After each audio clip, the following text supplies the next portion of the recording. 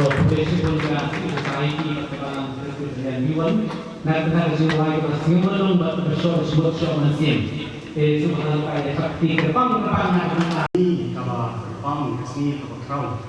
ang kapamangi kung si society at kapalang presbyterian iwan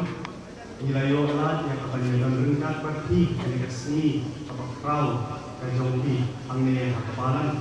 undan pat hangne hakaparis rin sinay undan. Ni ay kulay pi at jingpat sumbaha at kulti yang ikong kabalang Presbyterian Diwan pat kasih society ipan jadang rengkat pan yakmen lang pat panlong tun nyong saki rengkat kati aba li pat pengetang ya kene kayin kapit kuntang gedong lay kasih.